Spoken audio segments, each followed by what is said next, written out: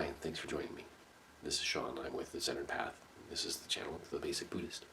And what we're going to do today is we're going to talk about some basic Buddhist concepts like we do every week. And what we're going to do is we're going to see how we can apply them to our lives. And I usually give some kind of assignment to see if you can do that every week.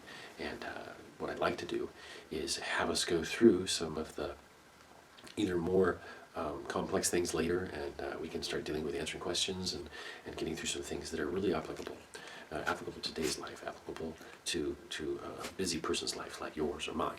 Now, I'm not a monk, I'm a minister, and that's a little bit different than being a monastic or being a scholar, because I have a whole lot of other things to do. I've got, as you can probably hear the grunting and groaning here, this is my little dog. Below me you can see him, he's right there, Shadow, that's him. And so we keep him with me all the time. He's been with me for over 10 years. And I also have a business.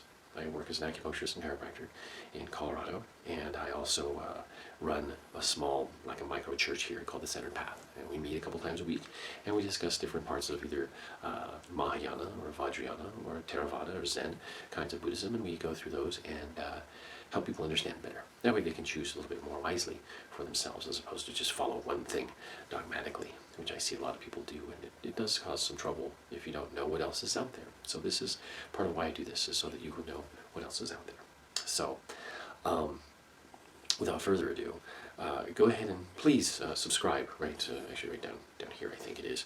That should be it. Subscribe to the channel so you can get more, because I'm going to be doing these about every week. I'm going to try to post them up and get them edited and everything like that. I do it really early in the morning. And I'd like to have as many of these done as possible to help you guys out. So if there's any questions, leave them down in the comments and I'll make sure and get to them. But let's get into what we're going to talk about today. Today we'll talk about just meditation. I'm going to talk about a few things that you can do for meditation that will help your practice and help you focus a little better. Now, one of the problems with meditation and mindfulness is we use too many tools with it. Okay, so one of the tools that people like to use is music, which is fine for the beginning, but later on we want to like reduce the number of tools like music or like sound, unless it's the actual focus of the meditation, because we're trying to get to a point from the shamatha, which is the concentration, the focusing meditation. We want to kind of ramp that up into insight. Insight is where we can actually get some stuff done. Now, we always think that meditation means to stop thinking, and in fact it has nothing to do with stopping thinking, because you can't do that. You're going to continually think. It's just what you get attached to and what gets in the way of your progress or whatever you're trying to do. So, I mean, the Buddha himself didn't sit down and become completely blank. That's not what it is. You start out to try to become blank, and you end up completely in what's called the void. And we'll talk about the void later. It's a big thing, the big mind and the little mind, and all these things. We'll talk about that another time. But right now, let's talk about our practice. When we practice meditation, one of the things we should do is try and do it either the same day every week or the same time of day every day if we can, or whichever. And when we can do that, what happens is we start setting up patterns and we start setting up habits. And the other thing I say to people to do is have one section of your room or your house which is devoted to meditation. Now, if you sit on the floor like I do, I sit in a half lotus position, which is cross legs, like a crisscross applesauce, I guess you would say, and I put the right leg over the left, and then I hold my hands in this position, right underneath my belly button, and that helps me to focus. Now, it's the hand position, which is called the mudra, and the thumbs just barely touching together, right in front of the belly, and that's right in front of an area called the hara, or the dantian. It's a very important area in traditional Chinese medicine and acupuncture theory. It's where a lot of the energy comes from, a lot of your center of balance and stuff like that. And so we hold our hands in that position. We have the same position every time. That helps. If I lay down, I fall asleep every time. I just do sleeping meditation. It's okay. If I stand, sometimes I'll do okay with that one. But sometimes I like to sit. If your back is tight or sore or whatever, make sure you're using a cushion. And that cushion should go behind the back of the rump. It shouldn't be right on top of, you shouldn't sit right on top of it. Your sitting bone should help you tilt a little bit forward, and that'll help your back a little bit, help you sit up more straight for the entire time. Other things to do with your meditation practice is not just your position, but also where your eyes are, and what your eyes are doing, and what your mouth is doing, and what your face is doing. So we want to concentrate or tune in to those things as we do our first body scan. And what I like to do with people is our meditation is a 5-minute meditation only, and that meditation is to do a few things. We'll go through it here in a minute. What we want to do with it is do a mini body scan. And the body scan is to start to tune into things and then relax them real quickly. And then we go through and make sure that we're stable, make sure that we're calm, and we keep coming back to our breath. We want to focus on the breath. And what I want you to do when you focus on your breath is to make sure that you really are feeling every part of the breath. Now, there's really 4 parts of the breath if you think about it. There's the inhale, there's the pause at the top, there's the release, which is the exhale, and then there's the little, like a pause at the bottom of the breath. Now, the pause at the bottom and the pause at the top are a little bit different, and I'll explain how in a minute. So we want to kind of concentrate on those and breathe in through the nose and out through the nose. Now, you can use also as an object of meditation the feeling of the air right across here, or sometimes the sound of the air entering your nose. Depends on if you're stuffy. If you're stuffy, you open your mouth. Okay. If you're not, if your nose isn't working good, you make sure that you keep your tongue at the roof of your mouth behind the teeth, as if you were saying the letter N. And just keep it there, and that'll help focus. It's another item of focus, like the thumbs put together. We have our mudra like this, or our tongue like this, or our sitting position, or even our eyes at 1/3 open. So they're not really looking at anything. They're not focused on anything, but they're not closed. Now you can close them if you want to. That's completely up to you. And one of the main things with meditation is it should be comfortable and it should be easy. You know, we don't ever make it hard. If it's too hard, no one's ever going to do it. If it's not fun, no one's ever going to do it. So let's try to make it fun. Let's have some fun early on. And then later on, it'll get more fun, because as you start to see changes on the inside and see the way that your body works and the way that your mind works and the way that you become still all of a sudden, it's a really weird feeling when you become completely still. And you'll notice it, and then you'll bounce right out of it. Okay, that's totally normal, and that's what it should do. Other things you should do is make sure you have your icons out, and only out when you meditate. I think is the best idea. You can keep them covered or keep something in front of them or something like that. Covering is probably the best thing.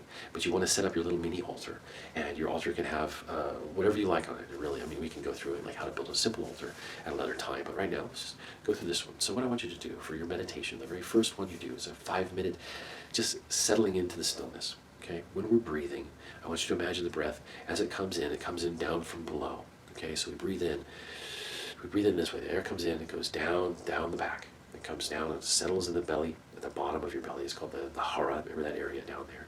And then it comes back up this way. So it's going to go like from the back of your body to the front of your body. It's going to go this way. You're going to breathe in. It's going to be on a real low thing. And then you're going to breathe out. Okay, so it doesn't matter which way you go or which way. Just imagine how you do it. So I usually do from the bottom up. Breathing in. I get to the top. It's a pause. And I feel that pause just for a moment. Like throwing a ball in the air. The ball holds and stops just for a second and then comes back down. That's the same way the breath is. And you can really feel that pause, and the whole stillness of your body will happen. As you breathe out, you let it go. And the bottom of that is going to be much more, it's going to be like egg shape, right? So it's going to be as you breathe out,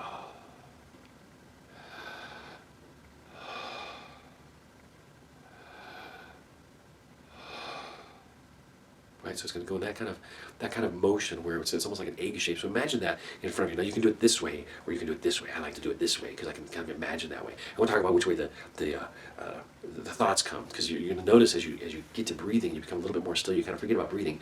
You're going to get into the thoughts.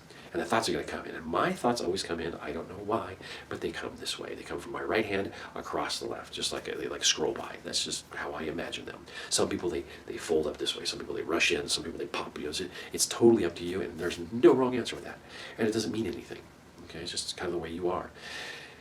You can look into it later if you want to and really become super focused about that, but then we end up in attachments, and we don't want to do that right now.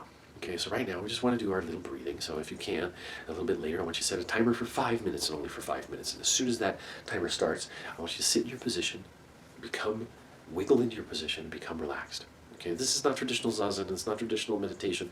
We don't need to have that right now. Okay, people get stuck in that kind of thing, and they can't do it because they have bad knees or bad back or their neck hurts or whatever, or they can't breathe properly. And if so, what, are you out of the club then? No, this is absolutely for everybody. We just have to learn to adapt. Later on we can play with some more positions and way of sitting and stuff like that. But right now, let's be comfortable. If you're in a chair, sit in a chair. Have your feet flat on the floor. Make sure your feet stay flat on the floor. That's an object of meditation. Make sure your hands are on your lap. Your palms down or palms up. We don't have to make any fancy mudras right now. We don't need to do that. That'll be later. We'll go over those. But right now, hands palms down or palms up on your lap. Or in the meditation mudra, which is the right hand on top of the left. You see this guy right here. He's doing the same thing. Okay. As we do this, our thumbs are touching together. Now, when you see these statues of the Buddha, that's what it should be an example of. This is how we meditate. Okay. That's what it's really trying to tell us too. Our eyes are a third closed, a little bit of a smile on his face. He's relaxed, but he's sitting up straight. His legs are crossed. His hands are in the meditation mudra. And he's just sitting and breathing. So, step 1, find your position. Step 2, take a few breaths. I want you to really feel it as you breathe in. Hold that top for just a moment and let it out. Feel the base. Breathing in.